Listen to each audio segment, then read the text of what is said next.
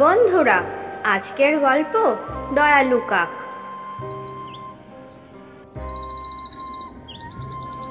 জয়পুরের জঙ্গলে একটি কাক বাস করত। জঙ্গলের সমস্ত পাখিরা তাকে গৌরী নামেই চিনত। সে তার বাসায় 3টি ডিম দিয়েছিল, আর ডিমগুলি থেকে বাচ্চা ফোটার জন্য অধীর আগ্রহে অপেক্ষা করছিল। আমার ছোট্ট ছোট্ট সোনারা, আর আমি অপেক্ষা করতে পারছি না। তোমরা তাড়াতাড়ি বাইরে এসো। তোমাদের সুন্দর মিষ্টি আওয়াজ শোনার জন্য আমি ছটফট করছি। যখন তোমরা আমাকে মা বলে ডাকবে, তখন আমার জীবন ধন্য হয়ে যাবে। একটি টুনি পাখি কাকের এই কথাগুলো মন দিয়ে শুনছিল। সেও ডিম দেওয়ার জন্য অপেক্ষা করছিল। তখন সে কাকের কাছে উড়ে আসে। বোন, তুমি তো খুব ভাগ্যবান। খুব তাড়াতাড়ি তোমার ডিম থেকে ছোট্ট ছোট্ট বাচ্চারা বাইরে আসবে। তারা সবাই বাইরে এসে তোমার মন আনন্দে ভরে দেবে। তোমার যখন বাইরে যাওয়ার প্রয়োজন হবে কোনো কিছু আনার জন্য, তখন আমাকে বলবে। আমি তোমার ডিমগুলিকে রক্ষা করার জন্য এখানেই বসে থাকবো। টুনি বোন, এটা তো তুমি নিজের পরিবারের লোকের মতো কথা বলেছো। আমি একটা ভালো বন্ধু আর একজনের অবলম্বন পেলাম, আর আমি এখন তোমার উপর বিশ্বাস করে যে কোনো সময় বাইরে যেতে পারি। কিছুক্ষণ পর কাক কিছু খাবারের খোঁজে সেখান থেকে যাওয়ার জন্য তৈরি হয়ে যায়। সে টুনিকে ইশারা করে নিজের কাছে ডাকে। কাক বোন, তুমি নিশ্চিন্তে যেতে পারো, আর জঙ্গলে ঘুরে ফিরে খাবার সংগ্রহ করে নিশ্চিন্ত হয়ে ঘরে ফিরে আসো। আমি এখানে তোমার ডিমগুলিকে বসে পাহারা দেব। কাক সেখান থেকে উড়ে জঙ্গলের দিকে চলে যায়, আর টুনি কাকের বাসায় বসে যায়। টুনি ভালো সুযোগ দেখে সেখানেই একটি ডিম দিয়ে দেয়, আর কাকের জন্য অপেক্ষা করতে থাকে। কিছুক্ষণ পর কাক এসে যায়, আর সে টুনিকে ধন্যবাদ দিয়ে নিজের বাসার দিকে তাকায়।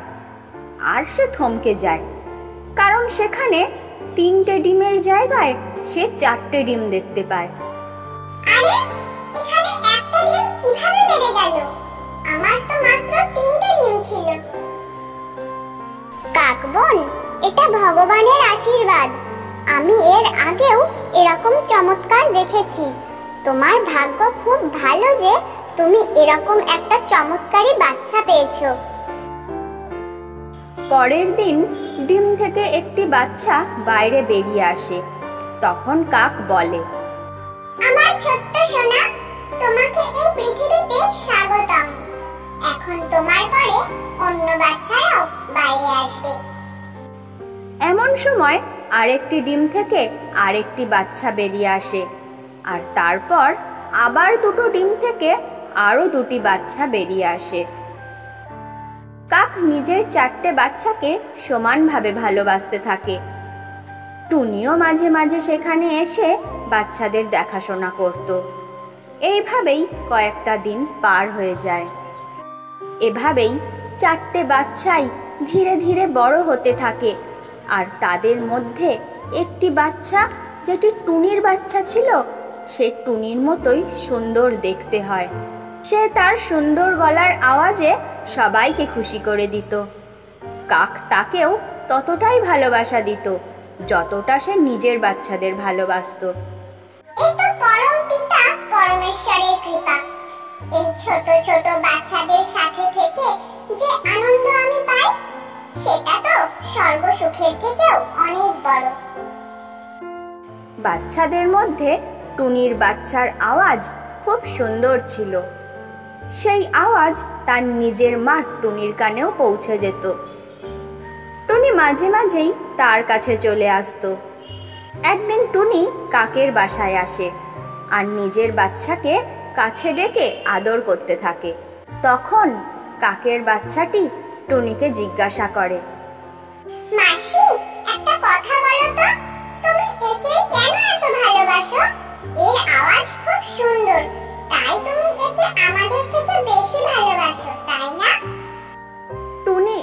প্রশ্নের কোনো উত্তর দিতে পারে না। এমন সময় সেখানে মা কাকও চলে আসে। টুনি বোন, আমি জানি এই বাচ্চাটি তোমারই।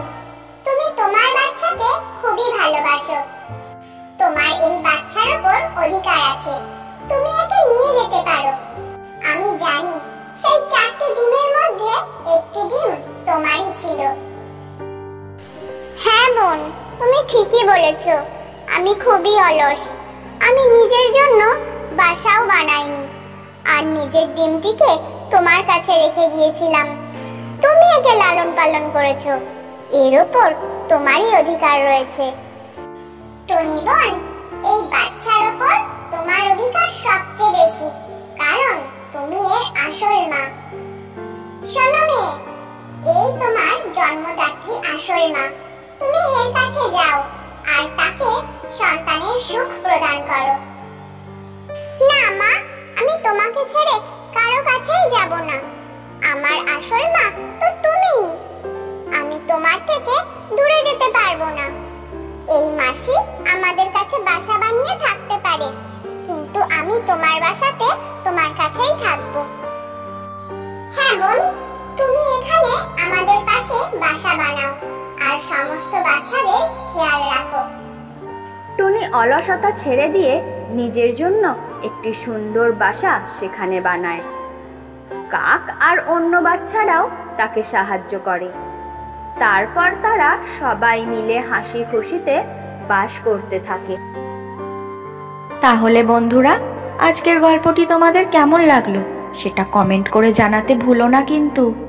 আর হ্যাঁ, ভিডিওটিতে একটি লাইক করে চ্যানেলটিকে সাবস্ক্রাইব করে আমাদের পাশে থেকো। সকলে ভালো থেকো, সুস্থ থেকো।